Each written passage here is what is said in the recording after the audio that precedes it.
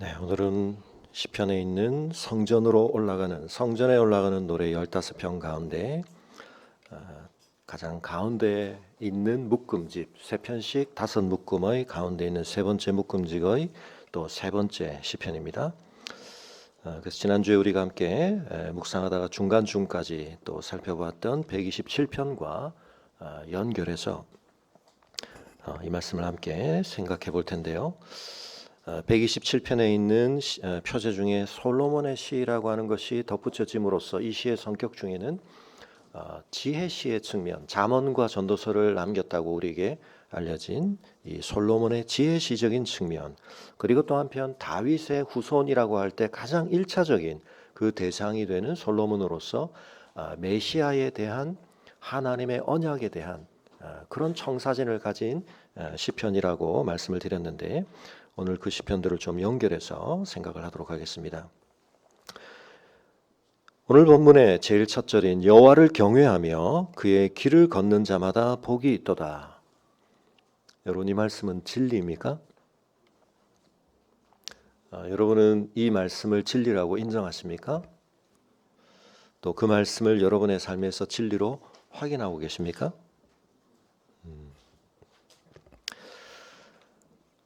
매우 짧게 이루어진 이 문장에 대해서 우리가 좀 깊은 생각을 해야 하는데, 왜냐하면 이 시편 속에서 이 구절은 4절에서도 다시 한번 반복이 되는데, 그래서 1절부터 4절까지가 이 단순한 진술의 괄호 안에 포함되어 있고, 그리고 이제 마지막 5절에서 6절은 그것을 또 다른 의미에서 축복으로 선포를 하고 있는데요. 시편 전체에 있어서 그 시작에 등장했던 이 단어 복이라는 단어, 1편과 2편, 150편 시편 전체를 여는 두 문이라고 말씀을 드렸습니다. 그리고 예수님께서도 산상수훈에서 이 복되다라고 하는, 누가 복된가라고 하는 선언으로 그 가르침을 시작을 하셨는데, 다시 한번 우리가 성전으로 올라가는 노래집의 가장 가운데에 있는 지혜 시편 속에서 이 구절을 발견하게 되는 것입니다. 복이라고 하는 것이 우리에게 굉장히 중요한데, 우리의 많은 관심이 이것과 결부되어 있는데, 누가 정말 복된 자인가 하는 것에 대해서 이 짧은 진술이 과연 진리인가? 그것을 진리로 제대로 믿고 따르는 우리의 삶은 과연 어떠해야 하는가 하는 것을 생각해 보아야 할 것입니다. 여러분, 깃털과 볼링공이 어느 게 먼저 떨어진다고요? 당연히 볼링공이 먼저 떨어진다. 근데 사실은 이 두 가지를 떨어뜨리는 실험은 우리가 존재하는 이 지구상에서 어떤 물체가 떨어진다라고 할 때, 자연낙하를 한다고 할 때 그 속도를 결정짓는 가장 중요한 요인이 무엇인가라고 하는 질문에 대한 대단히 중요하고 간단한 답에 대해서 좀 혼돈을 주는 그런 실험이라고 말씀을 드렸습니다. 우리가 알아야 할 굉장히 단순한 진리에 대한 표현은 뭡니까? 지구상에서 자연낙하를 결정하는 가장 중요한 요인은 뭡니까? 원인. 그 결과를 결정짓는 속도의 차이를 속도를 결정짓는 가장 중요한 요인은 뭐죠? 중력입니다. 중력과 속도. 무엇이 관여하지 않는다? 떨어지는 그 물체의 무게가, 질량이 거기에는 관여되지 않는다. 그 판단에 있어서는 그것은 결정 요인이 아니다. 그런데 깃털은 너무 가벼운 것의 대명사인데 깃털은 왜 늦게 떨어지나요? 그때는 그 중요한, 단순하지만 중요한 진술에 의해서 관계가 규명되고 있는 중력과 낙하 속도라고 하는 관계 이외의 요인이 거기에는 추가가 되는 거죠. 뭐가 추가가 되는 겁니까? 공기의 저항이라고 하는 것. 우리가 낙하를 생각할 때 떠올릴 수 있는 많은 물체들은 사실은 그 공기의 저항이라는 것을 무시해도 괜찮을 정도의 요인인데, 깃털이라고 하는 녀석이나 이런 티슈 같은 것은 영향을 받는다는 것입니다. 그래서 지난주에도 보여드렸지만 다시 한번, 똑같은 티슈 두 장을 하나는 이렇게 뭉쳤고 하나는 이렇게 펼쳐 놓으면 떨어질 때 어느 게 먼저 떨어진다고요? 네, 이쪽이 먼저 떨어졌다. 이건 무게 차이가 아니고 공기의 저항 차이다. 근데 우리가 이런 정리를 잘 해놓지 않으면 우리가 직관에서 가지고 있는 몇 가지 판단들을 우리의 방식으로 막 뒤섞어 놓다 보면 굉장히 중요한 요인들을 판단하는 데 있어서 우리가 혼란을 겪게 되는 것입니다. 여호와를 경외하며 그의 길을 걷는 자는 복이 있다. 굉장히 중요한 진리입니다. 굉장히 중요한 어떤 관계를 우리에게 정립시켜주고 확인시켜주고 있습니다. 그런데 이 말씀을 들을 때 우리 안에서 질문들이 생깁니다. 꼭 그럴까? 항상 그럴까? 누구에게나 그럴까? 왜요? 우리에게는 깃털과 티슈에 천천히 떨어짐의 경험이 있거든요. 여러분, 그것은 이 단순한 진술을 통해서 우리에게 하나님께서 확증하시고 전하려고 하시는 굉장히 중요한 어떤 판단과 모순되는, 그것이 틀렸다는 것을 입증하는 경험이 아니라, 이 진술은 굉장히 중요하고 항상 옳은 것이지만 우리의 삶의 실제적 상황 속에서는 그러나 그것이 늘 우리에게 그렇다라고만 여겨지지 않게 만드는 또 다른 복잡한 요인들이 뒤엉켜 있기 때문에, 뒤섞여 있기 때문에 우리가 그런 것을 잘 분별해야 할 것에 대해서 우리에게 뭔가를 깨닫게 하는 경험 증거인 것입니다. 예전에 제가 한번 소개한 적이 있는 책인데요. 장하석이라고 하는 교수님, 캠브리지의 석좌 교수님이신데 우리나라에서 태어나셨지만 과학 철학계에서는 우리나라에서보다 해외에서 훨씬 더 유명하신 분이신데 온도계 철학이라는 책을 썼습니다. 본인이 영어로 쓰신 걸 우리나라는 번역을 해서 출간을 했는데요. 한국어판 제일 처음 서문에 이런 내용이 있습니다. 우리가 안다고 하는 것들을 정말 어떻게 알지라는 의문을 갖고 논의하는 것을 철학자들은 공연히 거창하게 인식론이라고 합니다. 이 책은 아주 실용적인 종류의 인식론 논의입니다. 우리가 다들 일상생활에서 매일같이 사용하는 온도계, 이 온도계들이 진짜 온도를 틀리지 않게 말해준다는 것을 우리가 정말 어떻게 자신할 수 있는가? 온도계에 넣은 순이 온도가 올라가는 그대로 균열하게 팽창하는 것인지 어떻게 시험해 볼 수 있는가? 이런 순진한 질문들이 의외로 대답하기 힘들다는 것을 깨달으면서 이 책 연구는 시작되었습니다. 온도계 없이 온도를 어떻게 알 수 있나? 온도를 시험에 알려면 온도계를 사용하는데 온도계를 시험하려면 온도라는 것을 먼저 알아야 되는 이 순환 논리를 어떻게 극복할 것인가? 나무 모임에서도 그런 질문들에 대한 이야기가 나왔죠. 우리 푸른뜰에도 이제 그런 질문들이 올라오는데 우리 아이들이 던지는 질문들이 때로는 굉장히 의미 있고 중요한 이유는 그 아이들의 그 질문 속에 사실은 우리가 답을 다 알아서가 아니라 우리가 묻어버린 질문들이 꽤 많이 있습니다. 그 질문들에 대한 충분한 답을 우리가 알아서가 아니라 그 질문들을 비껴가는 기술을 익혔기 때문에 우리가 그 질문들을 더 이상 품지 않은 경우들이 있는, 그래서 가끔 아이들이 던지는 질문들이 우리에게 필요합니다. 이제 그러나 또 한편은 아이들에게 답을 하기 참 어려운 이유 중에 하나는 너무 많은 것을 말해야 하기 때문입니다. 그래서 우리 자녀들을 교육할 때 지적인 성장 단계에 따라 교과서들은 훨씬 더 간단한 답을 먼저 제시하는 방식으로 이루어지는데, 근데 문제는 과학 교육이 이렇게 이루어지는 것 관련해 지금 심각한 문제가 우리에게 있습니다. 아이들에게 너무 복잡한 걸 말할 수는 없는데 일단은 가장 중요한 걸 먼저 가르칩니다. 그러나 연계되어 이제 지식이 증가할수록 그 간단한 진리가 사실은 꽤 복잡한 것들을 배제하고 가장 중요한 것의 관계만을 드러낸 것이라는 것을 알게 해야 되는데, 그래서 제가 지난번에 말씀드린 것처럼 캐테리스 또는 세테리스 페리부스라고 하는 방식, 다른 여타의 조건이 다 같다고 했을 때 그 둘 사이의 관계는 이렇다. 우리가 인과를 그렇게 찾아낸다 그랬죠. 왜 실험군과 대조군의 조건을 형성해놓고 우리가 만드는가?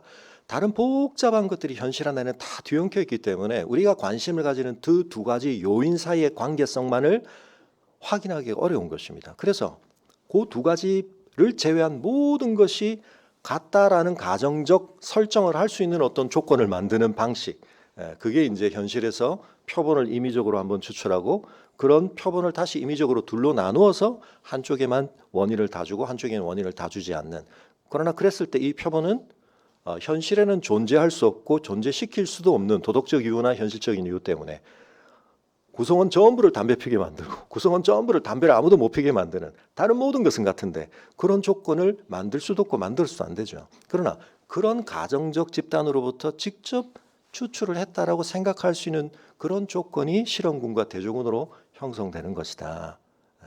그런 이제 내용 말씀을 드렸습니다. 그래서 과학이 인과를 굉장히 잘 찾아낼 수 있는 것은 현실에서는 참 어려운데 어떤 조건들을 다 무시하고 우리가 관심을 갖는 그 두 가지 사이의 어떤 관계성만을 더 분명하게 들여다볼 수 있는 상황을 통제적으로 우리가 만들 수 있는 방식들을 확보하고 또 그것을 최대한 고려하면서 그렇게 실험할 수 없는 대상에 대해서는 그런 실험 조건을 최대한 충족시킬 수 있는 다른 여타의 어떤 시도들이 뭘까 하는 것들을 통계적으로 막 따지면서 우리가 이제 그런 것들을 이루어가고 있는 것입니다. 다시 돌아가서 그래서 여러분 과학 교과서에는 거짓말이 많습니다. 그래서 지난번에 말씀드렸던 낸시 카트라이트라고 하는 철학자가 물리법칙이라는 것은 거짓이다라고 말하는 것입니다. 왜 거짓인가? 그 법칙은 현실에 적용하는 순간 어마어마한 어려움에 부닥치게 됩니다.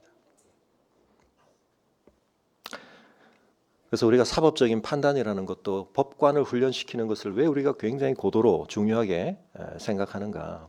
법이라고 하는 추상적인 우리가 추구하고자 하는 굉장히 중요한 가치의 원리가 현실과 맞닥뜨릴 때 이 현실에는 너무나 복잡한 상황들이 뒤엉켜 있는데 어떻게 그것을 적용하는 것이 가장 올바르게 적용하는 것인가에 대해서 굉장한 어려움이 발생하게 되는 것입니다. 그런데 이것은 과학에 있어서도 마찬가지입니다.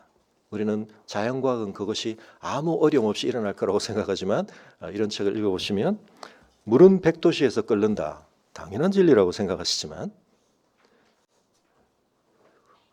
여러분 물이 100도씨가 되었다는 걸 확인하는 과정에 온도계의 발전의 과정도 여러 가지 이제 논란이 있습니다만 100도라고 우리가 말을 해도 물이 항상 100도에서 끓지 않을 수 있습니다.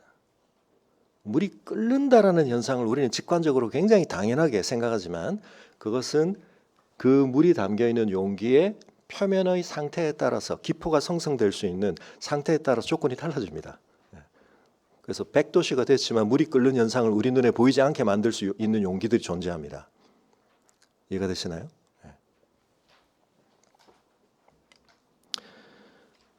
여러분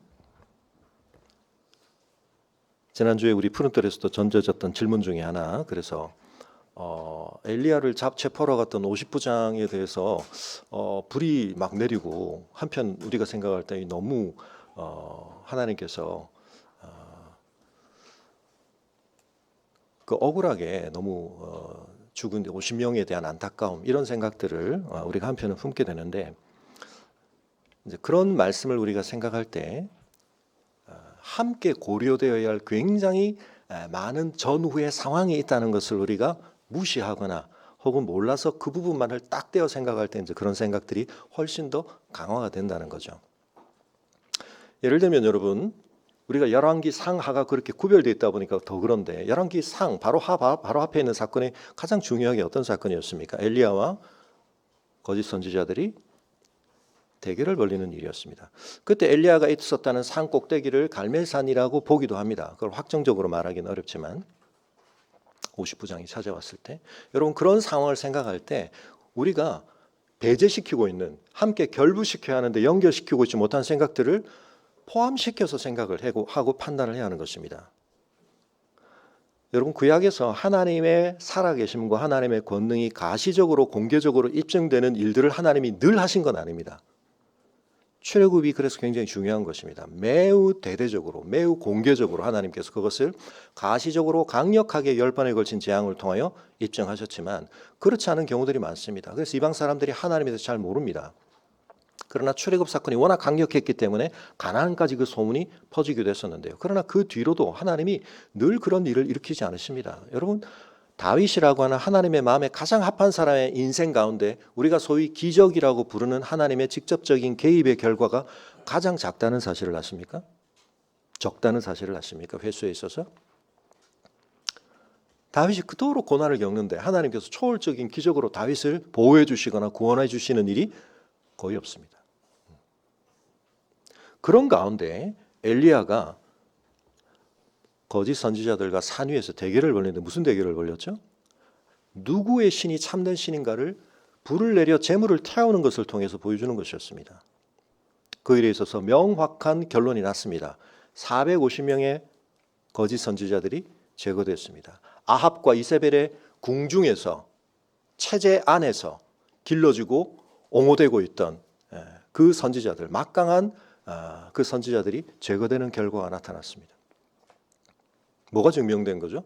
하나님이 불을 내리신다. 그런데 그 불이라고 하는 것은 자연적으로 발생한 것이 아니다. 엘리야가 그걸 보증하기 위해서 엘리야가 일종의 인과적 관계에 있어서 다른 대안 가능적인 설명을 배제시키기 위해서 뭐까지 합니까? 제단 위에 물을 붓습니다. 물을 철철 그 주변에 그거 어쩌다 보니까 자연 발화적으로 생긴 불 아닌가라고 하는 가능성을 배제시키기 위해서 인과적으로 그 관계를 명확하게 포커싱하기 위해서 그런 조치까지 하죠. 불이 일어난 것입니다. 그랬음에도 불구하고 여러분 왜 엘리야가 도망가게 됩니까? 그렇게 되면 결판이 날 줄 알았는데 세상이 확 뒤집힐 줄 알았는데 이 분명한 결과가 나타났는데 사람들이 참 하나님이 누구이시고 우상의 거짓됨이 무엇인지를 분명하게 깨닫고 이제는 판도가 뒤바뀔 거라고 생각했는데 이세벨이 꿈쩍하지 않고 엘리야를 죽이겠다고 공포를 합니다. 그래서 엘리야가 하나님 저도 이제 뭐 할 바 다 해봤는데 제가 뭐 그렇게 대단한 존재라고 우리 조상들보다 제가 뭐 낫다고 저 그냥 이대로 죽겠습니다. 그러고 있을 때 이제 하나님께서 다시 엘리야를 돌이키시죠. 사명을 주십니다. 그러고 나서 결국 시간이 걸립니다. 아합이 완전히 제거되는데 예후에게 기름을 붓고 엘리사에게 너의 리더십을 전수해서 너의 당대의 그 모든 것이 완결되는 게 아니다. 여러분 그 일이 완결된 것이 열왕기상의 끝이었죠. 아합 집안이 정말 망했습니다. 그런데 열왕기 하에 와서 아하시아가 어떻게 했다고요? 자기가 신체적인 부상을 당했는데 이방 땅에 있는 우상에게 나 앞으로 어떻게 될 것 같아? 물으러 사람을 보냈다는 겁니다. 아니 좀 다양한 경로를 통해서 교차 확인이 할 수도 있죠. 병원 이 병원에서만 진단받을 필요 있습니까? 이렇게 생각하면 안 되는 겁니다, 여러분. 이 상황이 얼마나 심각한지 좀 보충이 되고 계십니까? 그런데 하나님께 선지자를 통해 그거 아니라고 말씀을 하셨습니다. 그런데 아하시아가 엘리야에게 사람을 보내는데 어떻게 해요? 50부장과 50명을 보냈다는 건 제가 정말 잘못했습니다. 제가 하나님께 여쭤봐야 되는데 선지자를 통해서 하나님의 뜻을 좀 구하고 싶습니다. 라는 태도를 보낸 게 아니라 군대를 동원하여 여차하면 체포, 연행하러 보냈다는 뜻입니다. 그 상황을. 자, 이런 것들이 메꿔지고 나니까 여러분 그 분위기가 어떤지 이해가 되시나요? 하나님께서 이미 불을 내리셨습니다. 근데 그 상황에 대해서 그런 시도를 한다는 건 뭐죠? 앞서 하나님이 행하신 일에 대해서 아랑곳하지 않는다는 뜻입니다. 뭘 하나님이 입증하셨는데 하나님이 살아계시기나 해? 나는 이방신이 더 용하다고 생각해. 이 모든 것들이 전제로 들어갈 때 우리가 생각하던 그 상황과 좀 다른 그림이 우리 해석 속에 들어오게 되죠. 1차로 그런 일이 있었는데 2차로 또 보냅니다. 이게 얼마나 악한 것인가. 2차로 간 50부장이 어떻게 말합니까? 속히라는 말을 덧붙입니다. 여러분 이 모든 태도들 속에 녹아있는 건 뭐냐면 그들이 하나님에 대한 두려움이 없다는 뜻입니다. 오늘 본문에서 중요하게 하나님에 대한 경외함이 없다는 뜻입니다. 왕이 실세라는 것을 믿고 거짓된 우상에 대해서는 상당히 여지를 열어놓고 있으면서 하나님께서 그렇게 가시적으로 어마어마하게 구속사적으로 특이하게 입증하신 그 사건을 갈멜살 윤회에서 그 일이 이루어진 산이었을 가능성이 많은데 무시하고 그 일을 도전하고 있을 때 그래서 여러분 여리고성을 하나님께서 하나님의 권능으로 무너뜨리셨는데 우리가 열왕기에서 보는 것처럼 이 여리고성을 다시 쌓는다는 행위를 하나님이 왜 끔찍하게 여기십니까? 하나님께서 무너뜨리신 것을 세운다. 하나님께서 분명하게 나타내신 것을 무시한다는 뜻입니다. 애굽으로 돌아가는 것을 하나님께서 이스라엘 왕들에게 철저하게 막으시는 것도 그런 뜻입니다. 그래서 여러분 앞서 하나님께서 행하셨던 일과 주신 말씀을 염두에 두지 않고 반영하지 않고 그걸 리셋시켜버리고 나는 그냥 이 상황에서 내 나름의 판단과 생각으로 다시 모든 것을 볼 거야. 여러분 이건 굉장히 과학적인 객관적인 태도를 주장하는 것이 아니라 역사의 참 주권자이신 하나님을 깡그리 무시하는 행위. 그것도 이스라엘의 왕이 그렇게 하는 것은. 그래서 세 번째가 한 50부장이 어떻게 합니까? 태도를 바꿉니다. 왕이 보내서 어쩔 수 없이 왔지만 자기를 좀 긍휼히 여겨줄 것을 요청하며 겸손하게 엎드립니다. 그때 어떻게 하면 엘리야가 따라갑니다. 앞선 두 50부장이 와서 하는 말들, 네가 하나님의 사람이어든 이런 식의 말을 하죠. 근데 그건 존중이 아닙니다. 인정이 아닙니다. 뭐죠? 너 뭐 하나님의 사람이야? 이런 내용입니다. 사실은. 오늘 본문에서 우리가 또 생각을 하겠지만 예수님께서도 그런 말씀을 들으셨죠. 사단이 그렇게 말합니다. 방금 전 하나님께서 세례 요한을 통해서 하늘에서 이는 내 사랑하는 내 기뻐하는 자라고 선포하셨는데 네가 하나님의 아들이어든 이렇게 말하는 겁니다. 도전입니다.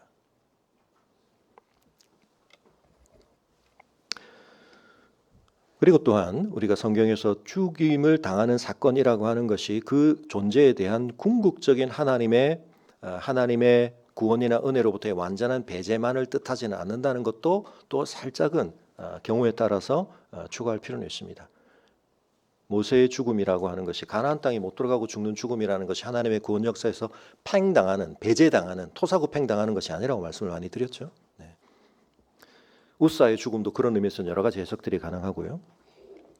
자, 그래서 이제 이렇게 말을 하려면 대답이 굉장히 길어지기 때문에 제가 질문 답변에 예전에 조금 길게 써놓은 것을 참조하시라 이렇게 말씀을 드리기는 하지만 어떤 경우에는 질문의 포인트에 따라 어떤 부분을 더 많이 이건 지금 공기의 저항을 고려해야 되는 부분이다 이런 말씀을 좀 드리는 것입니다.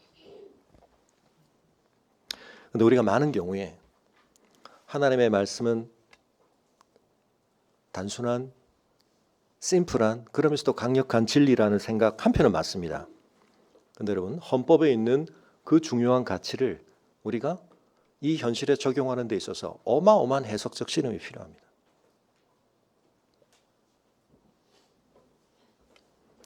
근데 많은 경우에 있어서 우리가 올바른 적용과 해석을 위하여 많은 것을 총체적으로 고려하는 게 아니라 하나님의 말씀에 대해서 우리가 무관심하거나 그것을 무시하기 위해서 깃털의 사례를, 티슈의 낙하 사례를 우리는 은근슬쩍 끼워놓는 경우들이 참 많습니다. 여호와를 경외하며 그게 길을 걷는 자가 뭐 복이 다 과연 있을까? 아닌 것 같은데 내 삶을 봐도 그렇고 무시합니다.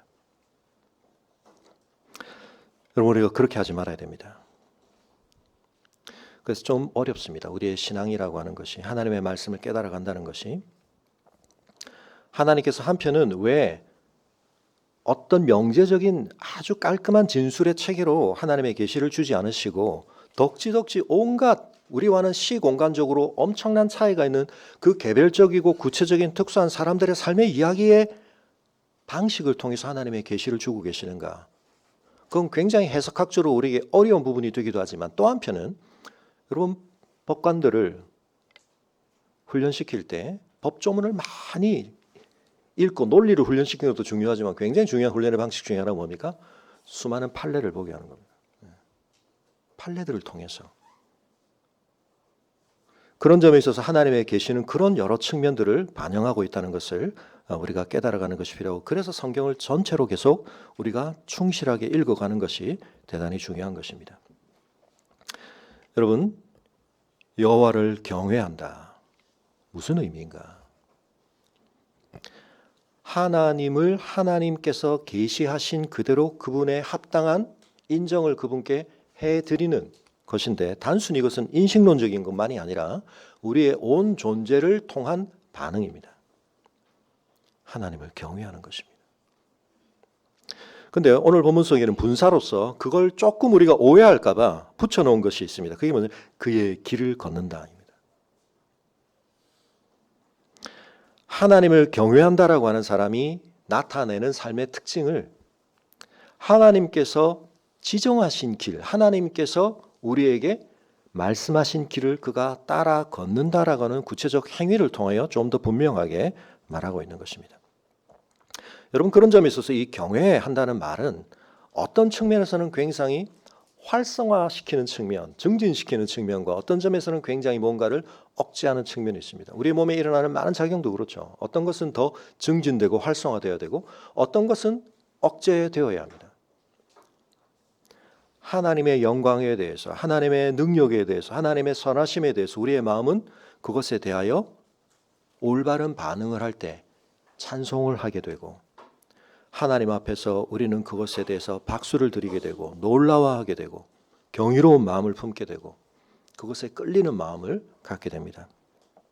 그러나 그것이 참될 때 그것은 또한 어떤 면에 있어서 그러므로 그분이 기뻐하지 아니하신다고, 그분께서 옳지 않다고 말씀하시는 것에 대해서 우리가 곁길로 빠지지 않으려고, 그것을 침범하지 않으려고, 벗어나지 않으려고 주의를 기울이는 방식으로 뭔가를 억제하기도 하는 것입니다. 이 두 가지가 놀라운 균형을 가지고 나타나는 모습, 그게 뭐죠? 하나님을 경외하는 자인데, 그래서 그는 하나님의 길을 제대로 걸어가는 것입니다. 길을 걸어가는 능동적인 힘을 가지고 있습니다. 그러나 그는 길이 아닌 것에 대한 분별력을 가지고 그 길을 넘어서지 않기 위한 자기를 통제하고 자기를 억제하는 그런 모습을 또한 나타내는 것입니다. 그럴 때 어떻게 한다고요? 하나님께서 그가 복되다고 하신다는 것입니다. 그의 상태가 복이 있는 상태인 것입니다. 여러분, 제가 우리의 언어라고 하는 것이 사실은 굉장히 해석, 분석에 따라서는 좀 어려움이 있다. 일상 언어를 우리가 이해하는 데 있어서 그런 면에 특별히 이제 조건문을 우리가 굉장히 주의해야 한다는 말씀을 드렸습니다. 조건문이라고 하는 걸 우리가 직관적으로 일상 언어에서 많이 쓰지만 사실은 논리적으로 명제적인 참 거짓을 따질 때는 분석에서 좀 어려움이 있다.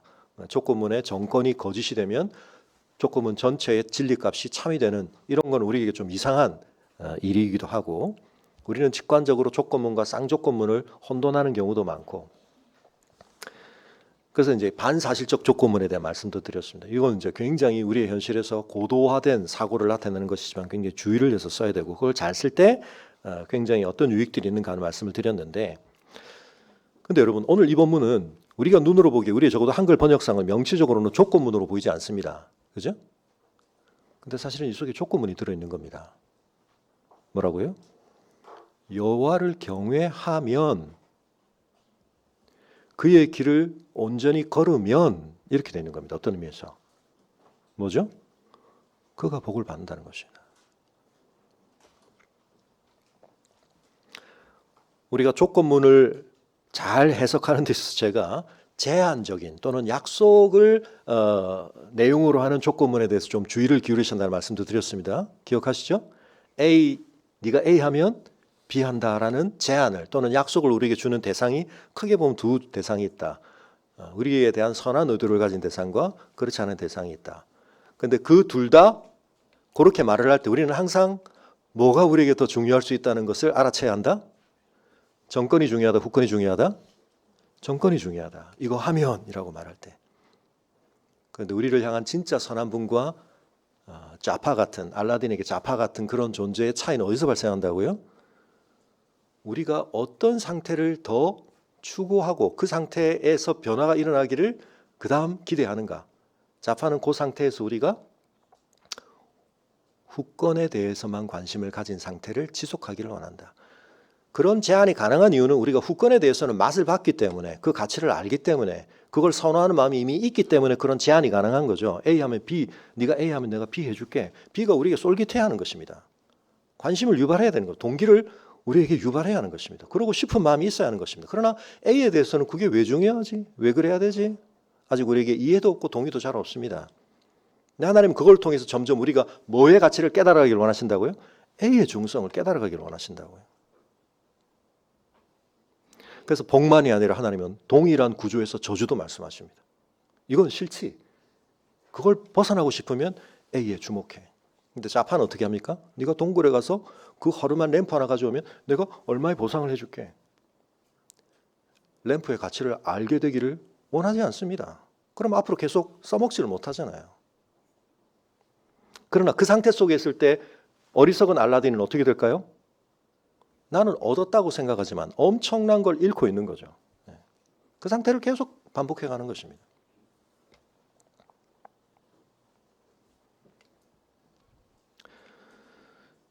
여러분, 하나님께서 우리에게 주시는 복이 진정한 복이라는 것을 깨닫는 것 속에는 뭐가 포함되어 있냐면 사실은 이건 여호와를 경외한다는 말 속에 이미 들어있는 거죠. 그래서 하나님의 주권이, 하나님의 권능이 얼마나 절대적인가, 그리고 무엇보다 우리를 향하여 그분이 얼마나 선하신가,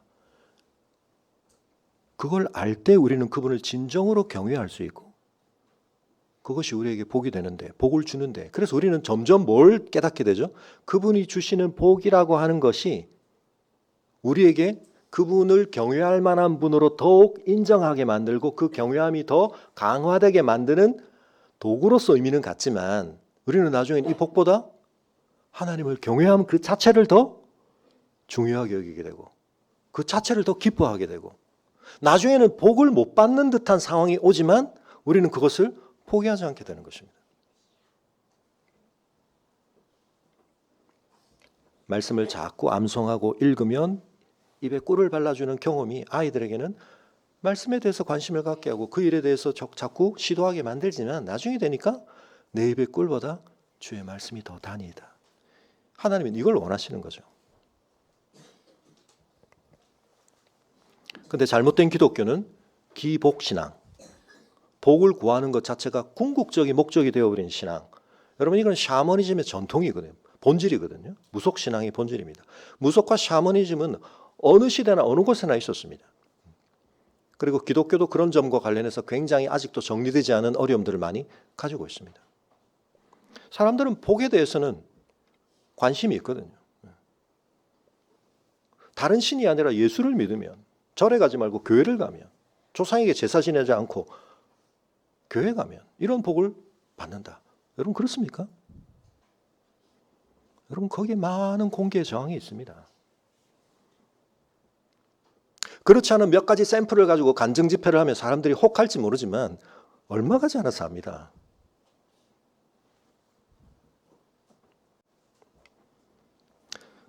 그런 사람들로 교회가 가득 찼다고 해서, 특히 이단들이 그런 사람들로 엄청난 체육관을 다 10만 명이 모였다고 해서, 여러분, 그게 진리가 아니죠. 분별을 해야 됩니다. 하나님께서 우리의 복에 대해서 관심이 없으십니까? 그렇지 않습니다. 하나님 우리를 복되게 하기를 원하십니다. 다만 우리가 정의하고 우리가 구하는 복이 하나님께서 규정하시고 하나님께서 주려고 하시는 복으로 더 성숙되어 가기를, 더 지향되어 가기를 원하시는 것입니다. 여호와를 경외하며 그의 길을 걷는 것이, 여러분, 이 세상 속에서 공기 정도가 아니라 죄가 발생한 이 세상 속에서 얼마나 마찰력을 느끼는 일인지, 이 진리를 우리에게 명확하게 확인시켜주는 경험을 하게 되기보다 이 진리 가짜 아니야? 이거 진리 맞아? 라고 하는 의심을 품게 하는 그런 조건 속에 우리가 있다는 사실을 또한 깨달아야 하는 것입니다. 그래서 앞선 127편이 우리에게 중요한 전제가 되는 것입니다. 거기서 뭐라고 말했습니까? 뭐가 헛되다는 자꾸 말했죠? 열심히 세우는데, 열심히 지키는데, 열심히 수고했는데 내가 의도하고 예상하고 기대했던 결과를 못 누리는 것이 한편은 우리의 현실이라는 사실을 깨달아야 한다는 것입니다. 그럼 거기서 우리가 또 단순하게 창조로 모든 것을 보려고 하는 제한된 관점. 그럼 애초에 하나님 그런 세상을 왜 만드셨어요? 기독교 세계관은 창조와 타락과 구속의 렌즈를 항상 삼중으로 가지고 봐야 된다고 말씀을 드렸죠. 지난주에 우리 푸른들 청년들 제가 그런 질문을 던져놨었는데, 여러분, 미얀마의 저런 엄청난 지진과 또 우리나라 안에 그런 산불이 발생하고 할 때 과거부터 존재해왔던 이런 재앙에 대한 우리의 해석 메커니즘 속에는 항상 어떤 우리의 일반적 현상에 대한 이해를 벗어나는 이런 일이 발생할 때마다 우리가 조금 초월적인 것에 대한 관심을 가지고 질문을 해보기도 하는 것입니다. 그런데 그 질문 속에서 우리가 함께 고려되어야 할 하나님의 계시에 충분한 것들을 가지고 고려를 하는 게 아니라, 예를 시도하는 것이 아니라 매우 심플해진 그런 어떤 관심과 생각들을 가지고 하다 보니까 우리가 그런 데 대해서 굉장히 잘못된 결론을 내리기가 쉽습니다. 표현이 좀 조심스럽습니다만 여러분, 하나님의 뜻이라고 하는 것을 이해할 때 좀 구별이 필요하다는 사실을 필터 속에 갖는 것이 굉장히 중요합니다. 하나님은 전지전능하시고 절대적으로 선하신데 이 세상 속에 왜 고통과 악이 존재하지? 굉장히 중요한 질문입니다. 그런데 여러분, 이건 기독교에만 의미 있게 발생하는 질문입니다. 아예 이원론을 가진 세계관, 선한 신과 악한 신이 있어서 영원토록 그 둘의 대결과 갈등 속에서 세상은 오히려 생성되고 변화되고 발전되어 간다고 하면 모든 악한 건 근원적으로 악신에게 돌리면 됩니다. 그러나 우리는 비록 사단이라든지 악한 영의 어떤 실제성을 이야기하지만 그 존재가 가진 권위나 권능이나 모든 주권의 범위가 하나님과 대등할 수 없다는 것을 우리는 분명히 합니다.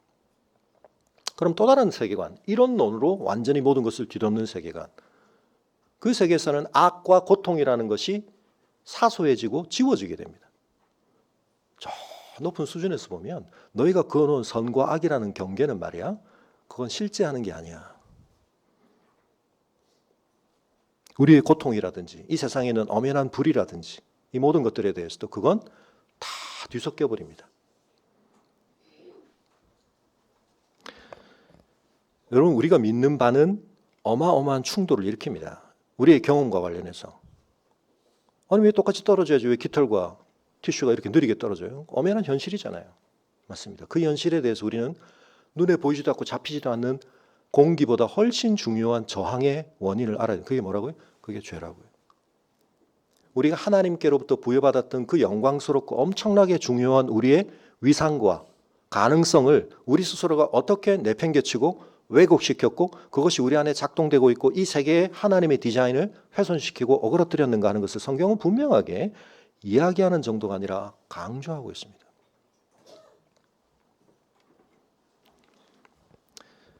다시 한번 말씀드리면, 그러면 또다시 질문, 그럼 아예 그런 죄가 발생할 수 없는 세상을 하나님 만드셨으면 되지 않나요?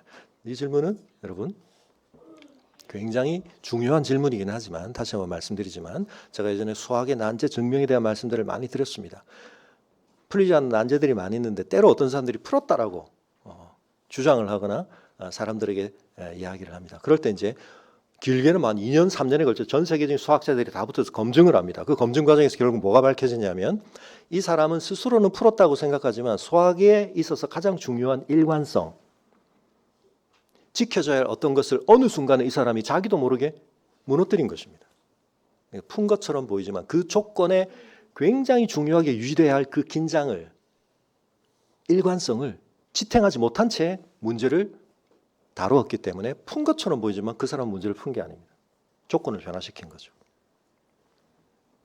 반도체를 만들 때 여러분 어마어마하게 까다로운 조건 속에서 먼지 하나도 개입되지 않도록 굉장히 중요한 그런 관리를 합니다. 이유는 뭐죠? 그렇게 생성되어진 반도체가 제대로 기능을 하기 위해서는 그 조건이 충족돼야 하기 때문에. 여러분, 우리가 과학 법칙이라고 말하는 것도 사실은 그것이 진짜 현실 안에서 실현되는 과정에는 어마어마한 이상적 조건을 고려했을 때 그렇다는 얘기고, 현실을 감안하는 순간 굉장히 많은 것들을 우리가 복잡하게 계산해야 됩니다. 그런데 그 현실, 그 물리적 세계를 지으신 하나님의 조건에 대해서, 하나님의 존재에 대해서 생각을 할 때 우리가 너무 어렴풋하고 단순한 몇 가지 논리적인 진술들을 모아놓고 하나님에 대해서 우리가 잘못된 결론에 도달하는 것은 하나님의 틀리심을 밝힌 게 아니라 우리의 논리적, 지적, 일관성 유지의 어려움을 직면하게 된 것입니다. 하나님이 왜 변이 세 개인 사각형을 못 만드세요? 하나님 무능하시네? 그건 하나님의 무능을 입증한 게 아니라 자기의 논리적 문제성이 드러난 거죠. 여러분, 죄가 발생하는 것은 하나님이 기뻐하신 것입니까? 아닙니까? 여러분, 이 세상에 하나님이 기뻐하지 않으시는 일이 일어납니까? 일어나지 않습니까? 일어납니다. 그것이 죄의 발생입니다. 죄의 결과로서 우리가 죽는 것 하나님 기뻐하십니까? 하지 않으십니까? 잘 됐다. 하나님 이렇게 기뻐하실까요? 나사로의 무덤 앞에 주님이 우신 것입니다. 여러분, 이 세상의 가장 근원적인 조건에 대해서 우리가 과학이 지금 밝혀낸 빅뱅 이후 몇 초 이런 조건에 대해서 우리가 어마어마한 계산을 해보고 하지만 잘 모릅니다. 물리적으로도. 그런데 이 세상을 생성하신 하나님의 의도 속에 있는 죄가 아예 발생하지 않는 세계라고 하는 것이 하나님께서 왜 그걸 택하지 않으시고 그것이 초래할 어마어마한 파괴적 결과를 무릅쓰시되 하나님은 죄가 발생할 수 있는 가능성이 열려져 있는 방식으로 우리와의 관계를 설정하시고 그렇게 이 세상에 대한 하나님의 선한 기획을 하셨다고 하는 건지에 대해서 우리가 제대로 이해를 하려면 어마어마하게 엄격한 조건에 계속 우리가 긴장을 하며 그 생각을 전개해야 되는데 어느 순간에 우리가 그 긴장을 탁 놓으면서 어떤 조건을 완화시키면 굉장히 우리 나름대로는 그럴듯한 주장을 낸 것 같지만 그건 우리가 문제를 지적하거나 문제를 푼 것이 아니라 문제에 빠진 증거에 불과한 것입니다. 여러분 이 세상 속에서 발생하는 모든 일이 하나님께서 하늘 위에서 박수 치시는 일이 아니라는 사실을 알아야 됩니다. 그러나 그렇게 되면 하나님께서 속수무책인 일이 일어나거나 소위 신인 동력론적으로 하나님께서 후회하신다는 표현을 보면서 우리는 갑자기 세상에 대해서 하나님께서 난감해하시고 어쩌지 하나님이 이런 일이 발생한다는 일인가에 대해서는 분명히 말할 수 있습니다. 그런 일은 일어나지 않습니다. 이걸 종합하기가 쉽지는 않습니다. 그러나 이 종합은 대단히 중요한 것입니다. 이걸 믿을 때 우리가 이 세상에서 여호와를 경외함을 그의 길을 걷는 삶을 포기치 않고 때로는 흔들릴 수 있지만 때로는 더디기도 하지만 그 길을 가게 되는 것입니다. 우리의 신앙 안에 너무 단순 공식들이 많습니다. 다시 말씀드리면 공식을 단순화하면 굉장히 파워풀해집니다. 간단한 구호들을 가지고 사람들을 선동하면 굉장한 효과를 낼 수 있습니다. 그러나 그 사람들을 삶의 리얼리티, 실제 가운데 제대로 인도하지 못하고 결국 그들은 자기 스스로도 깨닫지 못한 길을 인도해 가다가 사람들을 멸망에 이르게 하는 것입니다. 그래서 여러분 우리의 자녀들을 한편은 이런 형식을 통하여 우리가 예배를 같이 드려가는 것 속에 잃는 것도 많이 있지만 굉장히 중요한 것 중에 하나는 초등부, 중등부, 고등부 따로 가 있다가 청년부 가서 저를 만나는 게 아니라 청년부도 따로 만나죠. 계속 저를 만나니까. 여러분 우리 교회 성도님들과 이번 주에도 그런 분들의 얘기를 들었습니다. 우리 자녀들 가운데 우리 자녀들의 믿음이 그렇게 꽉 다 채워서 자라는 거 아니거든요. 그래서 학교에 가서 막 유전에 대해서 진화에 대해서 배우고 막 이러면 애들이 이제 막 흔들리기도 시작하고 질문들이 생기게 되는데 그 질문들을 우리가 누르면 안 되고 그 질문들에 대해서 답을 해가야 되지만 그 답이 충실하지 않을 수도 있죠. 그리고 그 답이 아직 자기에게 와닿지 않을 수도 있습니다. 그런데 아이들이 교회를 계속 오게 되는 이유 중에 하나가 저희 교회 가정들 중에 그래도 목사님이 뭘 믿으시는 것 같으니까 이런 얘기를 애들이 한다는 겁니다. 한편 그건 제가 목사로서 제가 과학 철학을 공부하고 이런 씨름을 하는 것이 제 마음속에 의도했던 중요한 효과 중에 하나이긴 합니다. 목사님 뭘 모르면서 저렇게 막 담대한 주장을 하시지 않고 목사님이 많이 내가 안 읽어본 책도 읽으신 것 같고 뭘 고려를 많이 하시는 것 같은 목사님이 그러니까 여러분 이게 사실 우리의 믿음이 작동되는 굉장히 중요한 방편 중에 하나죠. 내가 아직 다 정보를 가지고 있지는 않지만 내가 다 옳은 판단을 할 수 있지는 않지만 저 사람에 대해서 일반적으로 어떤 신뢰는 있는데 저 사람이 그렇다고 하니까 그걸 한번 내 믿음의 토대로 한번 내가 같이 연결해 보자. 근데 여러분 문제는 우리가 이런 소극적인 효과만을 기대하는 것이 아니라 훨씬 적극적인 것들을 좀 해야 됩니다.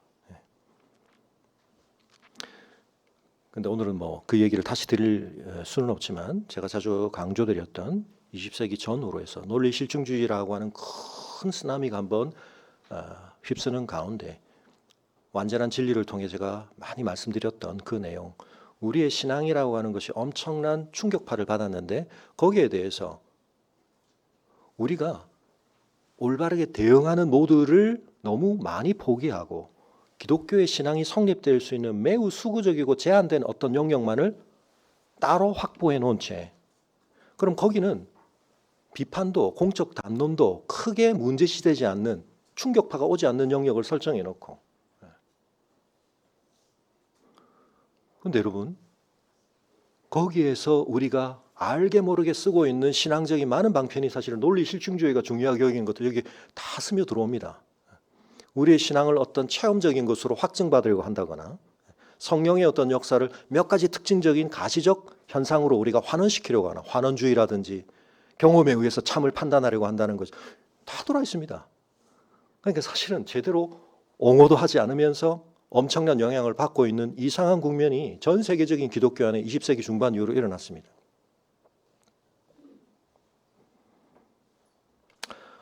신앙은 우리의 그냥 심리적인 것이고 우리의 개인적인 어떤 평안에 관한 것이고 그렇지 않습니다, 여러분. 이건 사실에 대한 이야기입니다. 진리에 관한 이야기입니다. 그래서 옛날에는 교회 이름에 진리라는 말이 들어간 교회가 굉장히 많아요. 지금 진리 이름 붙이는 교회가 다 사라졌죠. 진리의 싸움을 하지 않습니다, 더 이상.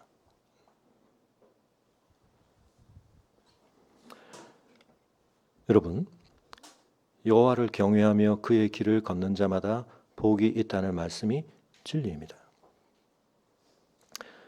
우리의 씨름은 이것이 참 진리라는 것을 우리 각자의 그 개별적이고 특수한 상황들 속에서 확인하고 입증하고 선포하는 그 다양성을 가지고 우리는 이 세상 앞에 답을 해야 하는 것입니다. 손이 수고한 대로 먹는다는 사실이 왜 하나님의 복의 증거냐면 이건 창세기에서 이미 죄로 말미암아 이 세상 속에 하나님이 원래 의도하시고 설정하셨던 그 질서의 교란과 훼손 속에서 우리에게 저주로 선포되었던 내용입니다. 뭐죠?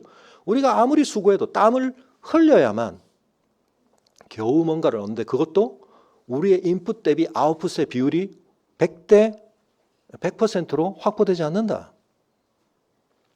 그래서 여러분 시간 찾지는 않겠습니다. 레위기 26장이라든지 신명기 30장이라든지 레위기 26장 16절이나 신명기 28장 30절 32절에 보면 어떤 재앙이 언급되느냐 하면 우리가 애써 수고했는데 그 수확이 다른 사람한테 가는 것.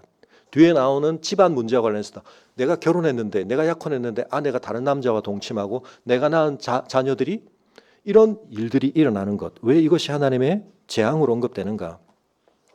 내 손의 수고대로 그것을 내가 다 거둘 수 있다. 굉장히 자연스러운 인과인 것 같지만 여러분 이것이 궁극적으로는 하나님의 통치 안에서 하나님의 복 안에서 우리에게 누려지는 것입니다. 주의해야 할 것은 어떤 사람은 손의 수고보다 더 많은 것을 얻던데요. 그 결과만을 보고 그것이 복이라고 판단하는 것은 이미 좌파한테 속은 것입니다. 왜냐하면 사단은 처음부터 그렇게 말했습니다. 야, 하나님의 말씀에 고지그대로 너무 그렇게 심각하게 반응하지 마. 그 말씀은 좀 가볍게 여기고 심지어는 그 말씀 속에는 오류도 있어. 내가 너에게 더 좋은 걸 줄게. 여러분 이야기를 사단이 아담에게 한 말이 아니고 예수님께도 했습니다. 네가 그렇게 아버지의 뜻에 너무 그렇게 순진하게 헌신하려고 하지 마. 나한테 절하면 내가 영광 다 줄게. 이거 내가 가지고 있는 거야. 아버지가 너에게 준 권능을 가지고 아버지의 뜻에 헌신하기보다는 당장 네가 배고픈 것 충족시켜봐. 아니 성경에도 하나님이 약속하셨네. 높은 것을 뛰어내려도 그가 해를 당하지 않게. 야, 그 말 한번 테스트해봐. 입증해봐. 거기에 포커스를 맞추지 않고 자기의 정체성과 사명에 충실하게 반응하는 일에 예수님께서 헌신하셨을 때 사단이 물러가긴 했지만 마지막까지 십자가 위에서까지 어떻게 합니까? 야, 거기서 내려와봐. 입증을 해봐. 거기에 있는 것이 아버지의 뜻인데.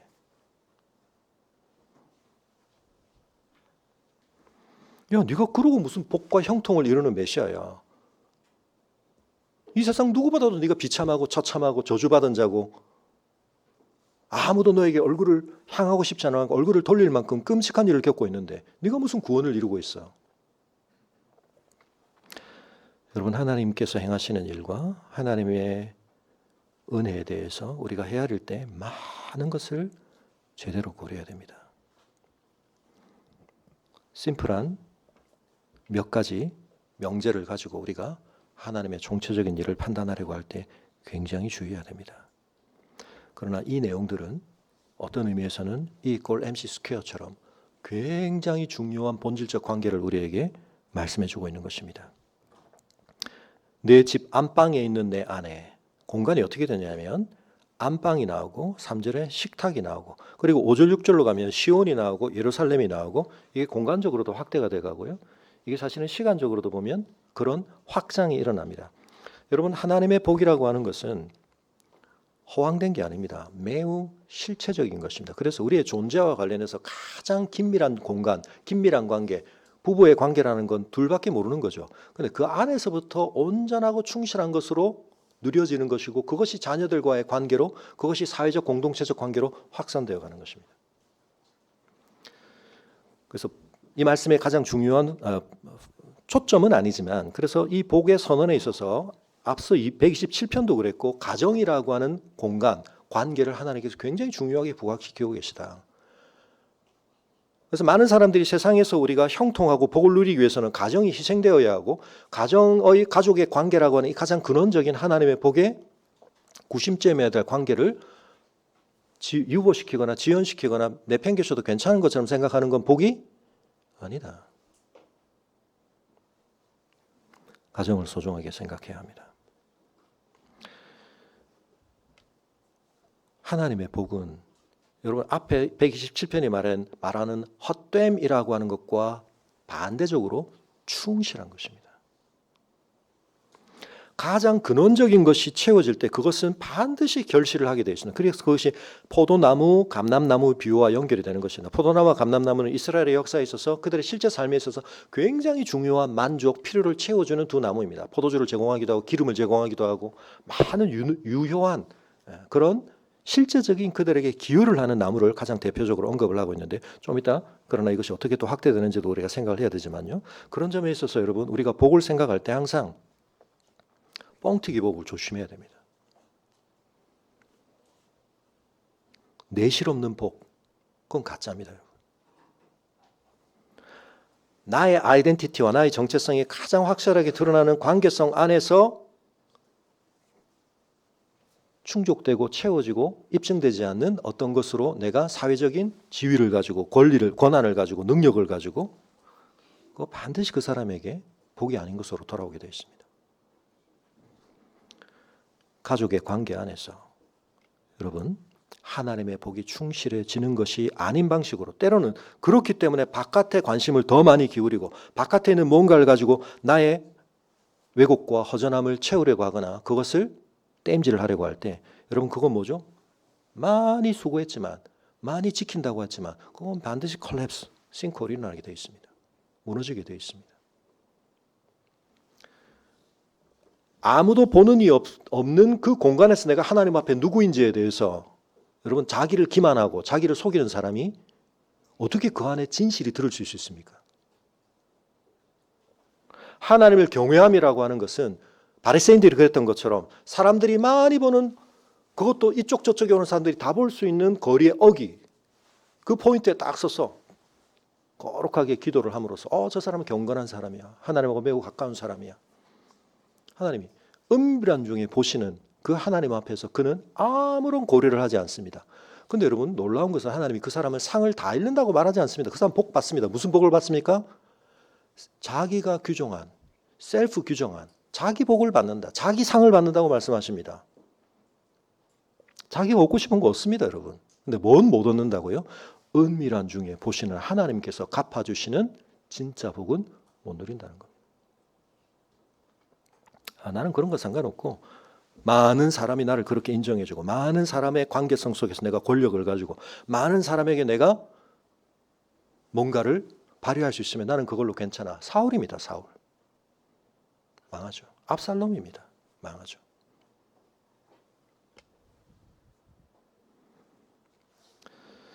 여호와를 경외하는 자는 이같이 복을 얻으리로다. 여러분 이게 강조가 되어 있습니다. 지금 여기서 말하는 것처럼 진짜 충실한 복, 하나님께서 보장해 주시는 복, 너무나 마땅한 복, 하나님의 통치가 완전히 실현될 때 지극히 당연한데 당연하지 않았던 것이 온전하게 실현되어지는 그 복을 그들은 보증받는 것입니다. 여호와께서 시온에서 내게 복을 주실 것이다. 너의 평생 예루살렘의 번영을 볼 것이다. 그래서 여러분 이 내용이 사실은 지난주에 있었던 내용처럼 이게 뒤에 보면 자녀들에 대한 어떤 문제로 확산이 되는데 한편은 이것이 시간적으로 공간적인 것뿐만 아니라 시간적으로 그 복의 확장을 얘기한다고 1차적으로 볼 수도 있습니다. 그래서 여기 보면 원인의 환유법이라고 불리는 것이 쓰이는데 예를 들면 2절에 있는 내 손에 수고한 대로 먹을 것이다. 내 손에 수고는 수고한 결과 뭔가가 나와야 되는데 그걸 생략하고 수고라는 것이 인과적으로 너무 당연하게 음식을 만들 거니까 얻게 될 거니까 이렇게 되어 있는 것처럼 자녀를 얻게 된다는, 너의 자식의 자식을 본다는 거, 원유인의 환유법의 결과를 또 강조하는 거죠. 자식의 자식을 본다는 게 뭡니까? 내가 어떤 의미에서 내 당대로 대가 끊기지 않고 나에게 허락하신 하나님의 은혜가 우리의 가문을 통해, 가정을 통해 이어진다는 걸 말씀하시는 것이죠. 근데 여러분, 그런 의미들도 있지만 가장 중요하게는 여러분, 이것이 다시 한번 솔로몬의 시입니다. 그리고 이 성전으로 올라가는 노래라는 점에 있어서 이 성전과 관련하여서 우리는 여기서 가장 중요한 맥락, 지난주에 잠깐 말씀드렸던 것처럼 다윗의 언약이라고 하는 이 중요한 구속사적 맥락이 해석적 필터로 떠올라야 됩니다.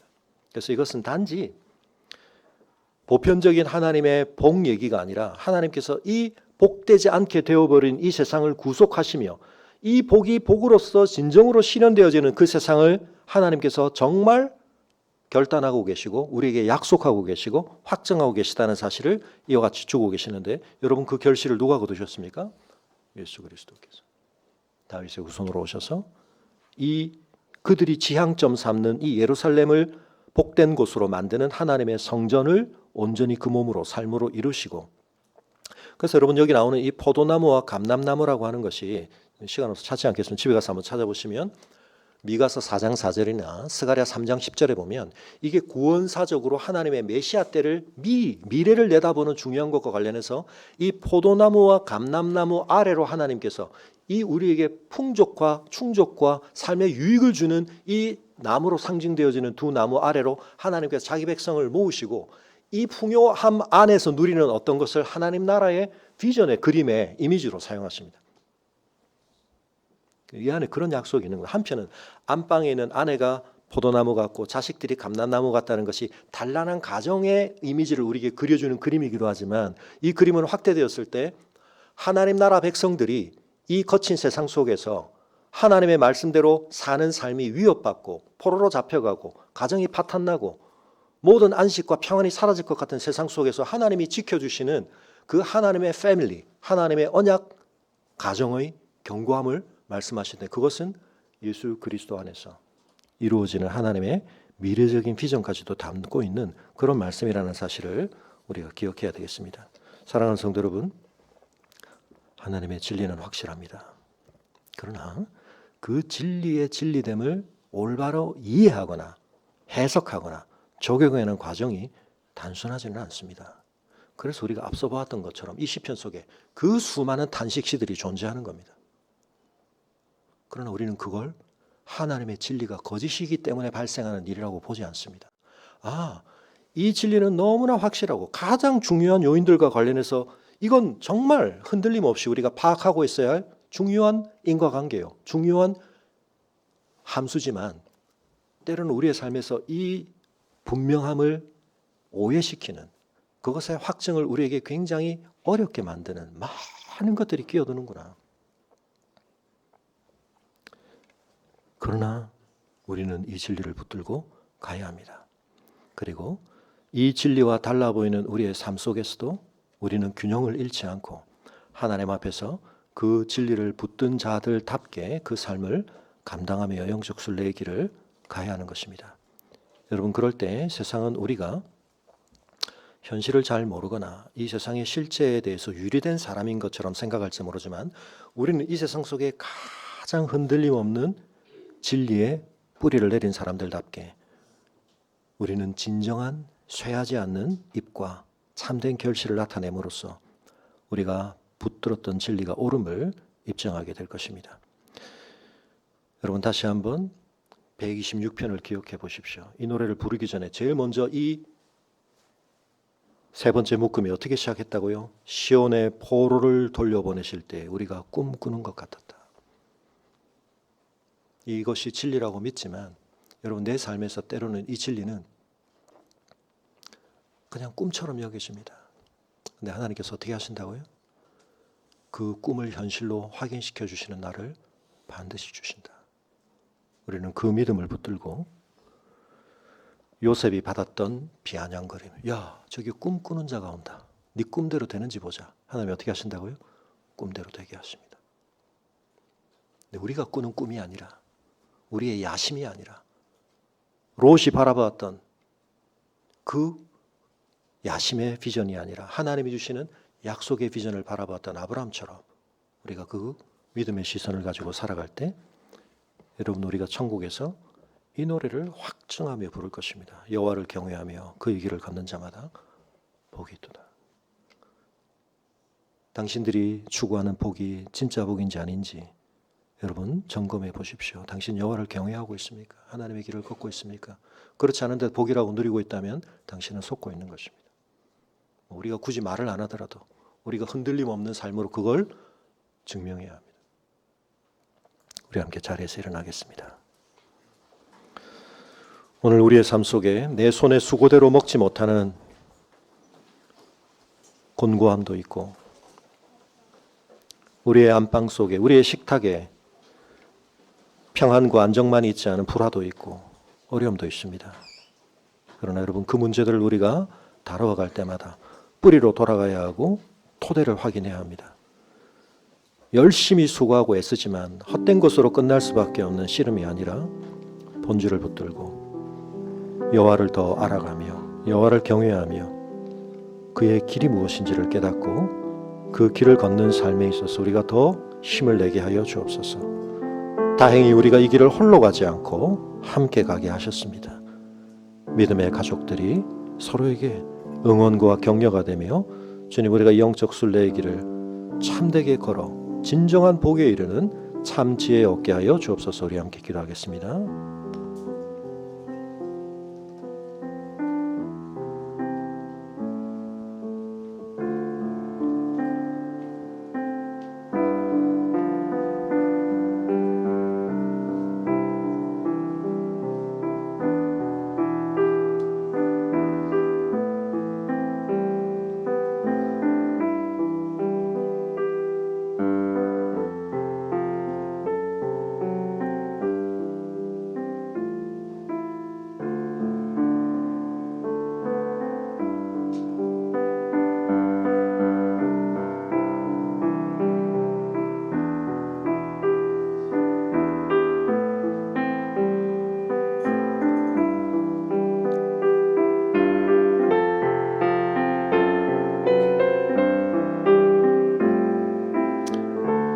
우리 함께 자리에서 일어나셔서 찬양하겠습니다. 주여 내 눈을 여소서 지금 주의 법 보도록 나는 땅에 객이 되어 싸우니 주의 법 숨기지 마소서. 나로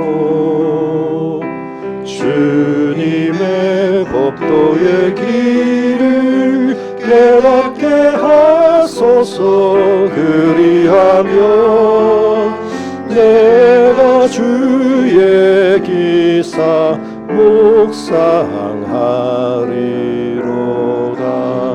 내 안에서 행하시는 살아계신 하나님을 그 깊은 뜻 위하여 너희로 소원 두시니 먼저 주님의 나라와 그의 의를 그리하면 이 모든 것을 내게 더욱더 풍성히 주리라. 내가 여호와의 일을 따라 감사하리로라. 높으시뇨 여호와의 이름 찬양 할렐루야. 아멘.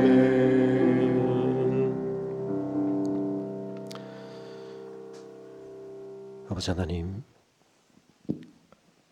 하나님께서 저희에게 주시는 말씀의 지혜가 얼마나 중요하고도 얼마나 소중한 것인지, 그러면서도 그것이 얼마나 참된 것인지 주님 저희가 깨달아 갈 수 있게 하여 주시고, 때로 우리의 경험이, 우리를 둘러싼 삶의 모든 상황들이 그 하나님의 말씀의 진리됨을 의심케 하거나 적어도 그 말씀을 확신 있게 붙들고 살아가는 저희의 걸음을 흐트러뜨릴 만큼 우리를 교란하는 것으로 나타날지라도 아버지 하나님, 저희가 성령의 조명하심 안에서 이 지혜를 잃지 않고 하나님을 경외하는 이 씨름에 있어서 물러서지 않고 그 길을 벗어나지 않음으로 말미암아 진정 이 말씀의 이 약속의 참됨을 누릴 뿐만 아니라 그 경험 안에서 우리가 규정하고 우리가 선호하고